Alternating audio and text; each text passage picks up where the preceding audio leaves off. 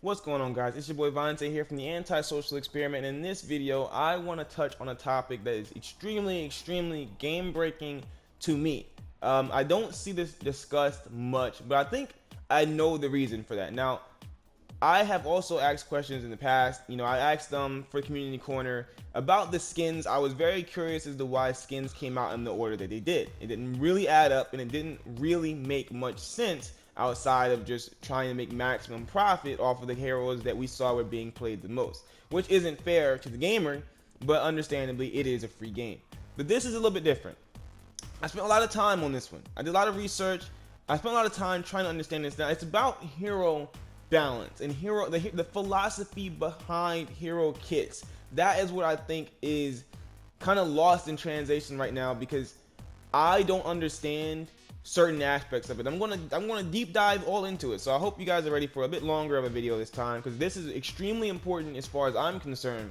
And I hope there's some people out there with an unbiased opinion who can see the perspective that I'm looking at this game from. Now, one thing about me is I started off doing video game reviews and things like that. I didn't originally have a Paragon channel. I'm a gaming fan more than I am a Paragon fan. I hope that makes sense. I want gaming to be fair and succeed more than I just want Paragon to succeed. Although I do want Paragon to succeed. It is easily one of my favorite games out at the moment.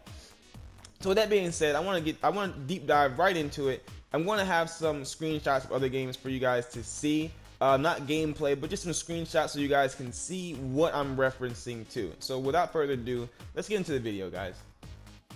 Now, what do I mean by hero balance? I've made a smaller video on this before, but I don't feel as though I really explained myself to the extent that I know that I can. So I wanted to just make one completely focused on it.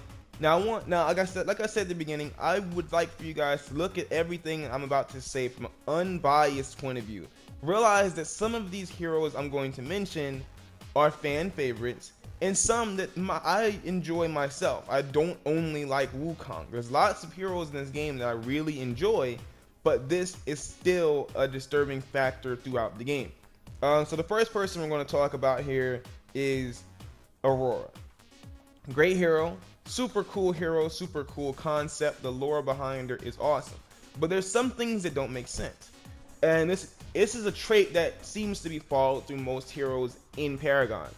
There are some kits that are much easier to execute, which we all know. Aurora's ultimate is not something that is hard to do. Anyone can press triangle. It doesn't require a lock on. It's not a skill shot. You just simply press triangle, and that's not a problem. It's not an issue to have a move that is triggered off of one button. That's not a problem. But the problem is this. At least this is the problem. This is what I see as a problem. It seems to be very effective for it to be so easily done. I don't feel as though if you simply press one button and you take over a massive area with your ultimate, that, as we all know, is as effective as Aurora's ultimate is. It should, to balance this out, it would need to be less effective. Not useless, but less effective. That is the only way to make harder heroes who fulfill the same role viable. Why would I want to pick someone who is similar to Aurora but has a harder kit? There's nothing hard about Aurora's kit. Why would I pick someone who is similar, can fulfill the same roles, but the ultimate is like some crazy skill shot kind of thing? Why would I do that? Why, if I want to win and I'm serious about playing competitive and winning, why would I put myself at a disadvantage by not just simply picking the stronger hero? What appears to be stronger, because it's easier to execute, which means it's more guaranteed that I'll get it off, and it's more effective than most things. That is the disconnect. It just seems to not make much sense when certain things are as effective as they are, yet so easily executed. Now I have another example here. There's also Steel. Steel is for some reason looked at as an expert hero. The reason for this is still unknown to me. But his ultimate is very similar to Aurora's. It's luckily for us, it requires you to press 2 buttons, but the effect is still the same. It is an extremely effective ultimate, an extremely effective kit that requires little to no effort to make it useful. And that's fine, because there needs to be heroes for newer players.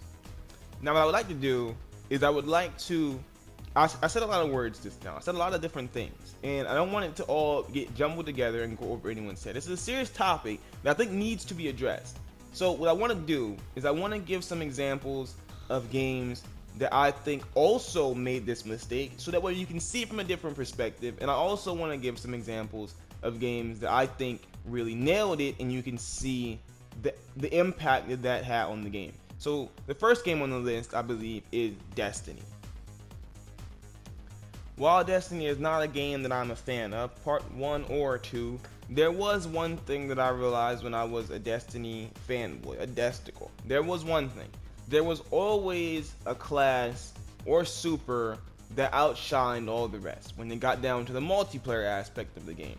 Whether it be the Titan Smash for those of you who play the game, or the teleportation that only a few can do. This kind of imbalance made it to where if you wanted to be competitive, you only chose certain things. You almost never saw certain things inside of the Trials of Osiris because they weren't viable. And this ultimately was bad for the game and caused lots of people to switch playing from what they really enjoyed to what they thought they needed to do to win. Next, I would like to show you guys a game that I believe can get away with this kind of imbalance. And I'm not a sports fan by any means, guys. So if you are a major football fan and I say something that's a little out of line, I apologize. I don't watch sports literally at all. But one thing that I have noticed that, I believe the team who wins the Super Bowl is always on the cover, from what I understand. And they typically, just like in real life, have a better team. So if the game is to be accurate, they have to put these players on the team with the stats that seem to, line up with them in real life. So this is in sports games or games based on real life, like a real car and things like that. I understand that kind of imbalance in that area because, hey, if the Patriots won the Super Bowl because they have the fastest running back in the entire league, it only makes sense that when you play the video game that they also have the fastest running back, which is imbalanced, but it lines up with reality, and I believe that makes it okay. But there are also games that I think have done it right. Now, if you aren't familiar with Monster Hunter, basically it's a game where, there's multiple different weapons, and I played this a lot growing up. Lots of different weapons in the game, and they all were viable. There was always a trade-off to the weapons that you were using. One thing was never overshadowing another. And lastly, I want to give you guys one more example so that way it really sinks in the point that I'm making here. The last game is Dragon Ball Z Xenoverse 2. Now, I'm a Dragon Ball fan for the most part. I can't say that I'm watching as much as some people, but I understand that they're the Super Saiyan level 4s and whatnot who come with more health and more energy. It literally makes no sense to pick any other version of the hero besides this one. This is the strongest one. You come with all the resources necessary to win, which is very imbalanced. So, in closing, guys, I am not against Paragon anyway. I'm still a huge fan. I've spent over $200 on this game, and it's a free game. I'm a big Paragon fan, but with that being said, I'm still a critic of the game and games in general. And this is something that I see as a huge issue for Paragon, especially with this V44 patch. Certain people have become even easier. Certain things have become even easier, but there's no trade-off. There is no less effective. There is no anything. So I hope you guys can, pick your brains on this and leave some comments in the section below, because this is a really, really big game breaker for me. And I'll see you guys in the next video.